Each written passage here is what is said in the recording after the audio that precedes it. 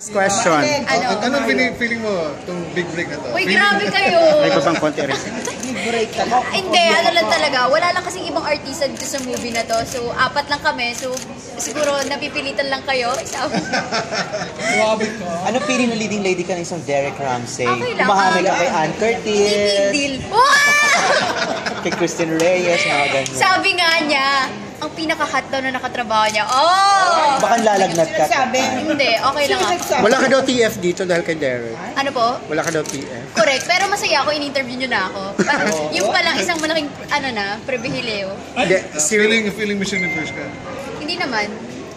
Ano lang, Feeling star lang. feeling big star. Ganun. Walang big star lang, star lang. Pero Yun nga, walang big star nga lang. At least may star. Diba? Ano yung totoo lang? Ano po? Ano yung naramdaman? Naramdaman ko ngayon. Seriously. Hindi, parang ano lang, joke. parang joke. Hindi ko alam, syempre masaya po ako. Like parang sabi nila Kuya Derek na first time na mabigyan ako ng break at sa ganito pang pagkakataon at sila pa yung kasama ko. So sobrang proud talaga po ako. At saka hindi ko to in-expect bigla na lang binigay ng regal sa akin. At hindi ko alam na ganito kalaki pala. Na sobrang napapressure na ako. Ayoko isipin na isa ako sa mga bida kaya Ikaw magdadala ng pelikula. Yun nga, sabi nga kasi kwento to ng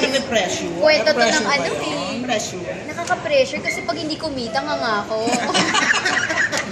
Pero, sabi ko nga, sabi nga nila, nakakatuwa daw yung trailer namin. So sana talagang maganda yung kalabasan ng Ano bang role mo? Grabe, friends ko yung 1 million.